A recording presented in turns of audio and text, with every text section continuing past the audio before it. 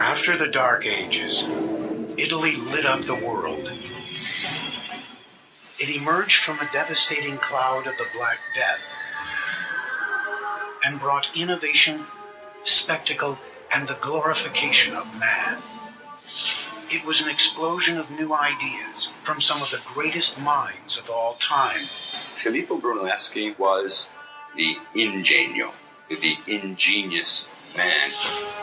It produced some of the greatest works of architecture, art, and engineering the world has ever known. The enterprise of Renaissance engineering is recovering this ancient knowledge. I don't think that any other period in the history of Western civilization can brag to having produced so much genius. But achieving such genius was a struggle, as builders battled unprecedented natural disaster, church dogma, and each other. And the Italian peninsula becomes the cockpit, the fighting point. This was the age of architects, and it created a bold new sense that nothing was impossible.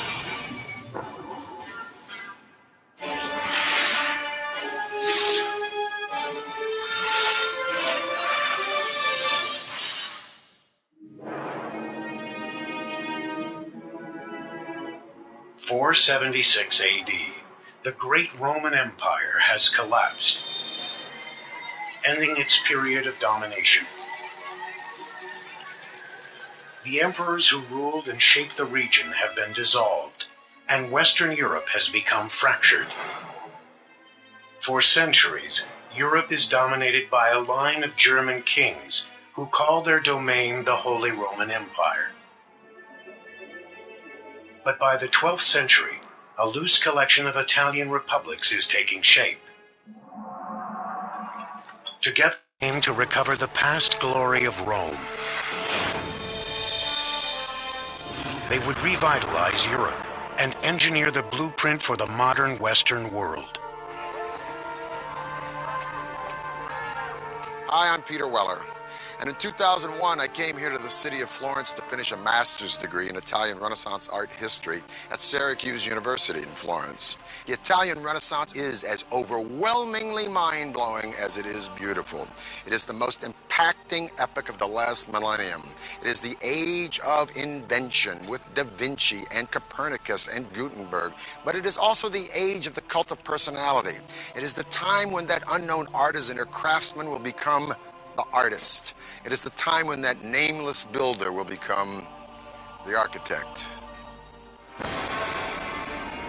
In the 12th and 13th centuries, Italy is really beginning this sort of rebirth. Because what's happening is that stability has been reinstituted onto the peninsula, mainly through the Holy Roman Empire, through the system that we call feudalism. The city is reborn. Within these newly liberated Italian cities, a new kind of leader emerged. The rulers of the Italian city-states are the merchants. They're not the traditional aristocracy. They're not the traditional nobles. And this produces this extraordinarily vibrant urban life in the 13th century. Families like the Medici went from running banks and businesses to running cities. Wealth bought power, and power could buy art and architecture. These once small towns soon began to build on a massive scale, always with an eye at outdoing their neighbors and maintaining independence.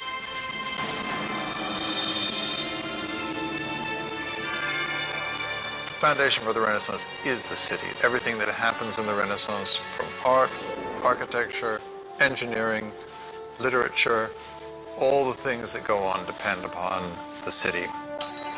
One ambitious city seeking power in this new age was a growing republic situated along an important trade route between France and Rome.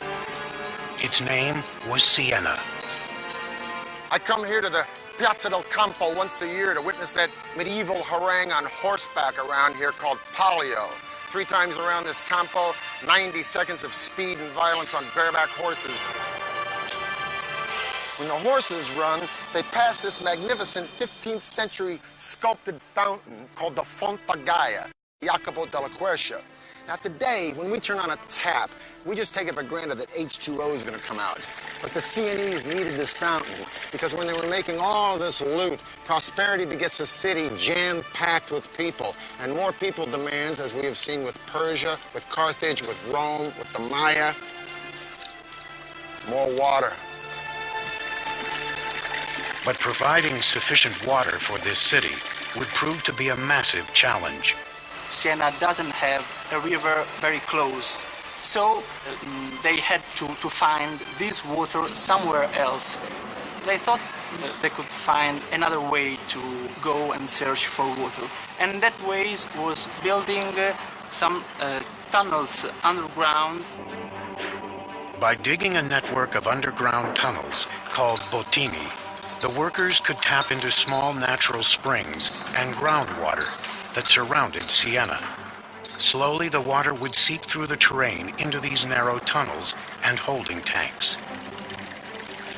But excavating these bottini was no easy task.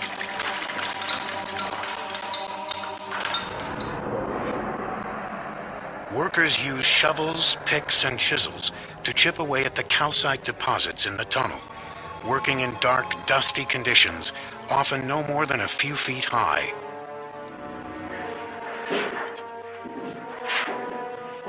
A bottino like this one would sometimes run for miles and miles, so the engineers had to know just where in the heck they were going. So every so often they dug a hole up to the surface, and these holes were called occhi, or eyes. They would give the engineer a sense of where the direction of the bottino would be, and if they were wrong, they could redirect the bottino. The water would navigate through the barrel-shaped tunnels, turning into different parts of the city where it was needed most, and coursing underneath the busy streets into the fountains around Siena, like the Fonte Gaia. Now these channels had to be pitched at an angle ever so slight, imperceptible to the naked eye, less than 1 degree, because if the water flowed too steeply, it would overwhelm the system. So to keep this from happening, the engineers used an instrument called an archipendolo. It's nothing but a pendulum. It's a stick with a string and a weighted ball or stone at the end. No matter how much you pitch the stick, the string will always remain vertical, giving you a vertical line in a relationship to the tilt of the horizontal stick. In this way, the water would flow quietly and evenly into Siena and fill up the Fonte Gaia. By the year 1345, more than 10 miles of tunnels were functioning underneath bustling Siena. As a result, Siena continued to grow and prosper. More water brought more people to the boom town. More people to the boom town, more turf is needed. Pretty soon, Siena controls most of southern Tuscany. Now, this prosperity and this land encroachment, if you will, would seriously become the burr in the saddle of its neighbors.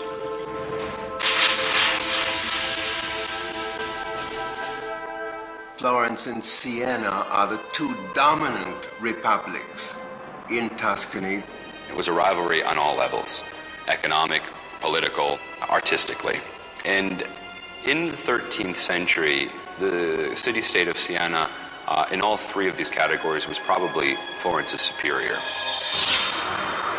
The two republics would go head-to-head until Siena delivered a crushing blow at the Battle of Monteperti in 1260. Siena fights Florence. And to put it bluntly, Siena kicks ass. Florence goes home in humiliation and defeat, but guess what? That ain't gonna be for long. The hydraulic engineering that made Siena the place to be couldn't sustain it through one of the greatest natural disasters the world had ever seen. In 1347, the Black Death struck. And according to the eminent humanist writer Giovanni Boccaccio, who witnessed the Black Death, the disease killed so fast that you could lunch with your friends and dine with your ancestors in heaven.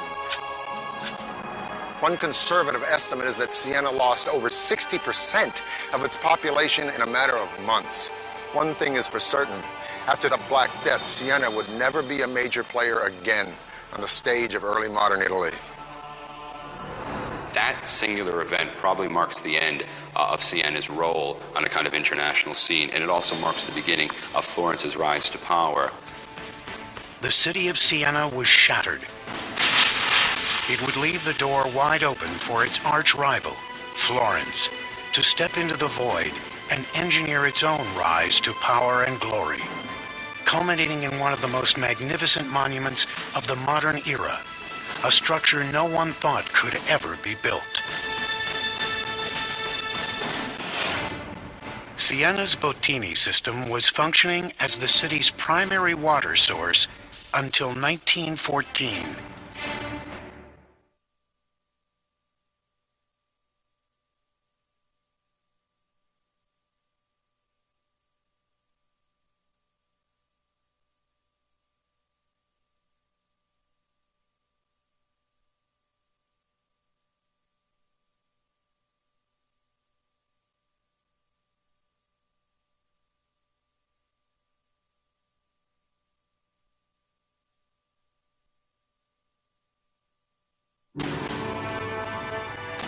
In the 13th and 14th centuries, cities are the power centers of Italy.